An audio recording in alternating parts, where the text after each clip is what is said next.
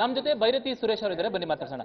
Sir, ನೀವು day one ಇಂದನೂ ಕೂಡ ಹೇಳ್ತಿದ್ರಿ ನನಗೆ ನ್ಯಾಯಾಲಯದ ಮೇಲೆ ನಂಬಿಕೆ ಇದೆ, ನಾನು ಹೊರಗಡೆ ಬರ್ತೀನಿ ಕ್ಲೀನ್ ಚಿಟ್ ಆಗಿ ಅಂತ. ಇದು ಸುಪ್ರೀಂ ಕೋರ್ಟ್ ಇವತ್ತು ನಿಮಗೆ ಕ್ಲೀನ್ ಚಿಟ್ ಅನ್ನ ಕೊಟ್ಟಿದೆ, ಇಡೀ ಕೇಸನ್ನ ವಜಾ ಮಾಡಿದೆ, ಏನ್ ಹೇಳ್ತೀರಾ? ನೋಡಿ, ನಾನು ಮೊದಲನೇ ದಿವಸದಿಂದನೂ ಕಳೆದ ವರ್ಷದಿಂದನೂ ನಾನು ಹೇಳಿದ್ದೆ, ನಾನಾಗ್ಲಿ ಪಾರ್ವತಿ ಮೇಡಮ್ ಅವರಾಗ್ಲಿ ಕಿಂಚಿತ್ತೂ ನಾವು ತಪ್ಪು ಮಾಡಲಿಲ್ಲ. ಇವರು ಬಿಜೆಪಿಯವರು JDS ಅವರು ಕ್ಷುಲ್ಲಕ ರಾಜಕಾರಣ ಮಾಡ್ತಾ ಇದ್ದಾರೆ. ಮಾಡದಿರೋ ಅಂತ ತಪ್ಪನ್ನ ನಮ್ಮ ಮೇಲೆ ಹೇರಿ ನಮಗೇನೋ ಮಾಡಬೇಕು ಅಂತ ಹೊರಟಿದ್ದಾರೆ. ಆದ್ರಿಂದ ಇವತ್ತು ಈ ದೇಶದ ಸಂವಿಧಾನ ಡಾಕ್ಟರ್ ಅಂಬೇಡ್ಕರ್ ಅವರು ಬರೆದಂಥ ಸಂವಿಧಾನ ಇವತ್ತು ನಮಗೆ ಉಳಿಸಿದೆ, ಪಾರ್ವತಿ ಮೇಡಮ್ ಅವ್ರಿಗೆ ಉಳಿಸಿದೆ. ನ್ಯಾಯಾಲಯಗಳು ಯಾವತ್ತೂ ಕಟ್ಟ ಕಡೆ ವ್ಯಕ್ತಿಗೂ ಸಹ ನ್ಯಾಯವನ್ನು ಕೊಡುವಂಥ ಕೆಲಸ ಮಾಡ್ತವೆ. ಅವರು ಯಾರಿಗೂ ಈಲ್ಡ್ ಆಗೋರಲ್ಲ. ಯಾರು ಸುಪ್ರೀಂ ಕೋರ್ಟ್ ಆಗಲಿ, ಹೈಕೋರ್ಟ್ ಆಗಲಿ, ಮಾನ್ಯ ನ್ಯಾಯಾಂಗ ವ್ಯವಸ್ಥೆ, ಅದ್ರ ಬಗ್ಗೆ ನಮಗೆ ಸಂಪೂರ್ಣವಾದ ವಿಶ್ವಾಸ ಇತ್ತು. ಆ ವಿಶ್ವಾಸದ ಪ್ರಕಾರನೇ ಇವತ್ತು ನಮಗೆ ಸುಪ್ರೀಂ ಕೋರ್ಟ್ ಜಡ್ಜ್ಮೆಂಟ್ ಬಂದಿದೆ. ನಮ್ಗೆ ಗೊತ್ತೇ ಇರಲಿಲ್ಲ ಇವತ್ತು ಇವರು ಅಪ್ಲಿಕೇಶನ್ ಹಾಕಿರೋದು. ನಾನು ಆವಾಗಲೇ ಹೇಳ್ದಲ್ಲ, ನಮ್ಮ ಸ್ನೇಹಿತರು ಪನ್ನಣ್ಣವ್ರು ಹೇಳಿದ ಮೇಲೆ ನಮ್ಗೆ ಗೊತ್ತಾಗಿದ್ದು. ಮಾನ್ಯ ಉಚ್ಚ ನ್ಯಾಯಾಲಯದ ಮುಖ್ಯ ನ್ಯಾಯಮೂರ್ತಿಗಳಿಗೆ ನಾನು, ಪಾರ್ವತಿ ಮೇಡಮ್ ನಾವು ಯಾವತ್ತೂ ಆಭಾರಿಯಾಗಿರ್ತೇವೆ.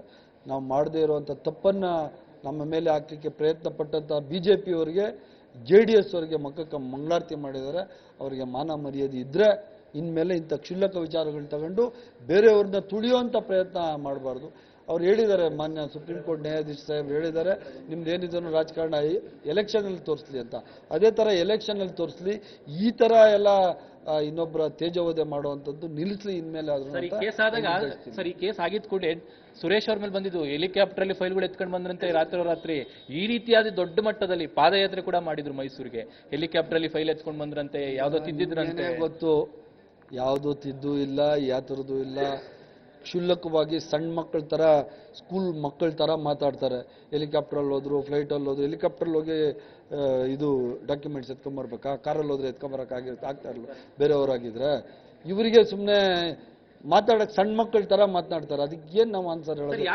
ಅದರಿಂದ ಮೊದಲನೇ ದಿನದಿಂದ ನಾನು ಹೇಳ್ತಾ ಇದ್ದೆ, ಇವರು ಮಾಡಿರೋ ಆರೋಪ ಎಲ್ಲ ಸುಳ್ಳು. ಯಾವತ್ತು ನ್ಯಾಯಾಲಯ ಸತ್ಯಕ್ಕೆ ಅವರು ನ್ಯಾಯ ದೊರಕಿಸ್ತಾರೆ, ಆ ನ್ಯಾಯ ಸಿಗುವಂತ ಕೆಲಸ. ವೈಯಕ್ತಿಕವಾಗಿ ಟೀಕೆಗಳು ಅದು ಪಾರ್ವತಿ ಮೇಡಮ್ ಆಗಿರ್ಬೋದು, ಸಿದ್ದರಾಮಯ್ಯ ಇಲ್ಲಿವರೆಗೂ ಅಂತಂದ್ರೆ ಸಿದ್ದರಾಮಯ್ಯನವರು ರಾಜೀನಾಮೆ ಕೊಡಲೇಬೇಕು ಅನ್ನುವಂತಹ ಪಾದಯಾತ್ರೆಯನ್ನು ಕೂಡ BJP JDS ಮಾಡ್ತು. ನೋಡಿ, ಇವತ್ತು ಈ ದೇಶ ಕಂಡಂತಹ ಒಬ್ಬ ನಿಷ್ಠಾವಂತ ರಾಜಕಾರಣಿ ಮುಖ್ಯಮಂತ್ರಿ ಯಾರಾದರೂ ಇದ್ರೆ ಈ ದೇಶದಲ್ಲಿ ಅದು ಸಿದ್ದರಾಮಯ್ಯನವರು. ಅಂತಹ ವ್ಯಕ್ತಿಯನ್ನ ಅವರನ್ನ ವೈಯಕ್ತಿಕ ತೇಜೋವಧೆ ಮಾಡುವುದರ ಮುಖಾಂತರ ಅವರ ಮುಖಕ್ಕೆ ಕಪ್ಪು ಮಸಿಯನ್ನು ಬಳಿಲಿಕ್ಕೆ ಏನು ಹೊರಟಿದ್ರು BJPಯವರು JDS ಅವರು, ಅವ್ರ ಮುಖಕ್ಕೆ ಇಡೀ ಅವ್ರ ಮೈಯೆಲ್ಲ ಮಸಿಯ ಹೋಗಿದೆ. ಇವತ್ತು ಮಾನ್ಯ ನ್ಯಾಯಾಧೀಶರು ಅಂತ ಒಂದು ತೀರ್ಪನ್ನು ಕೊಟ್ಟಿದ್ದಾರೆ. ಅವರು ಏನು ಪ್ರಯತ್ನ ಪಟ್ಟರು, ಸಿದ್ದರಾಮಯ್ಯನವ್ರಿಗಾಗಲಿ, ಪಾರ್ವತಿ ಮೇಡಮ್ ಅವ್ರಿಗಾಗಲಿ, ನನಗಾಗಲಿ, ಅವ್ರ ಕೆಟ್ಟ ಹೆಸರನ್ನು ತರಲಿಕ್ಕೆ ಏನು ಹೊರಟಿದ್ರು BJP ಮತ್ತು JDS ಅವರು, ಅವರಿಗೆ ಇವತ್ತು ಸೋಲಾಗಿದೆ. ಆ ದೇವರಿದಾನಲ್ಲ, ದೇವ್ರ ಮೇಲೆ ಒಬ್ಬರಿದ್ದಾನೆ, ಆ ದೇವರೇ ಅವರಿಗೆ ಬುದ್ಧಿ ಕಲಿಸುವಂಥ ಕೆಲಸ ಮಾಡ್ತಾನೆ. ಇನ್ನು ಮುಂದಾದ್ರೂ ಇಂಥ ಕ್ಷುಲ್ಲಕ ರಾಜಕಾರಣವನ್ನು ಮಾಡೋದು ಈ ವಿರೋಧ ಪಕ್ಷ ಬಿಡ್ಲಿ ಅಂತ ನಾನು 40 ವರ್ಷದ ರಾಜಕೀಯ ಇತಿಹಾಸದಲ್ಲಿ ಸಿದ್ದರಾಮಯ್ಯ ದೊಡ್ಡ ಮಟ್ಟದ ಬ್ಲಾಕ್ ಮಾರ್ಕ್ ಆಗಿತ್ತು. ಎಲ್ಲಿವರೆಗೂ ಅಂತಂದ್ರೆ CM ಅವರು ರಾಜೀನಾಮೆ ಕೊಟ್ಬಿಡ್ತಾರೆ ಅನ್ನುವಂಥ ಲೆವೆಲ್ಗೆ ಹೋಗಿತ್ತು. ಸೊ ಈಗ ಸಿದ್ದರಾಮಯ್ಯನವರ ಶಕ್ತಿ ಮತ್ತಷ್ಟು ವೃದ್ಧಿ ಆಗಿದೆ ಅಂತ ಅನ್ಸುತ್ತೆ. ಈಗ ನ್ಯಾಚುರಲಿ ಈಗ ಆಗ್ಲೇಬೇಕಲ್ಲ. ಮತ್ತೆ ಈಗ ಮೀಡಿಯಾ ಒಳಗೊಂಡಂತೆ ನೀವು ಇಡೀ ದಿನ ನೀವು ಪಾಪ ಇದು ಮಾಡ್ತಾ ಇದ್ರಿ. ನೀವು ಏನು ಅವ್ರು ಹೇಳ್ತಾರೆ ಅದನ್ನು ತೋರಿಸ್ತಾ ಇದ್ರಿ. ನಾನು ಪದೇ ನಾನು ಸಾರಿ ಹೇಳ್ತಾ ಇದ್ದೆ, ಸಿದ್ದರಾಮಯ್ಯನವ್ರದ್ದಾಗ್ಲಿ, ಪಾರ್ವತಿ ಮೇಡಮ್ದಾಗ್ಲಿ, ನಂದಾಗ್ಲಿ ಇದರಲ್ಲಿ ಏನೂ ಪಾತ್ರ ಇಲ್ಲ.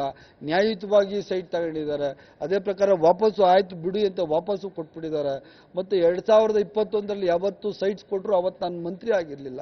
ನಾನು ಮಂತ್ರಿ ಆಗಿದ್ದು 2023ರಲ್ಲಾಗಿದ್ದು. ಸಂಬಂಧ ಇಲ್ಲದಂಥ ವ್ಯಕ್ತಿ ನನ್ನ ಮೇಲೇನೂ ದ್ವೇಷ ತೀರ್ಸ್ಕೊಳ್ಳುವಂಥ ಕೆಲಸ ಮಾಡಿದ್ರು.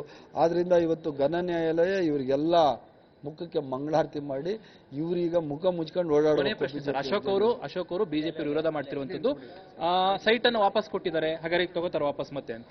ಇಲ್ಲ, ನಮಗೇನು ಸೈಟ್ ಬೇಕಾಗಿಲ್ಲ. ನನ್ಗೆ ಗೊತ್ತಿರೋ ಪ್ರಕಾರ ಪಾರ್ವತಿ ಮೇಡಮ್ ಅವ್ರಿಗೆ ನಾನು ವೈಯಕ್ತಿಕವಾಗಿ ನಾನು ರಿಕ್ವೆಸ್ಟ್ ಮಾಡ್ತೀನಿ, ಸೈಟ್ ವಾಪಸ್ ತಗೊಳ್ಳುವಂಥ ಕೆಲಸ ಬೇಡ. ಈ ಸೈಟ್ಗಳನ್ನು ಅಶೋಕ್ ಅವರಿಗೆ ದಾನ ಮಾಡಿಬಿಡಿ ಅಂತ ಹೇಳ್ತೀನಿ. Thank you so much sir. ಇದಿಷ್ಟು ಬೈರತಿ ಸುರೇಶ್ ಅವರ ಮಾತು. ಕ್ಯಾಮರಾಮನ್ ಪುರುಷೋತ್ತಮ್ ಜೊತೆ ಶ್ರೀನಿವಾಸ್ ರಾವ್, ಪಬ್ಲಿಕ್ ಟಿವಿ, ಬೆಂಗಳೂರು.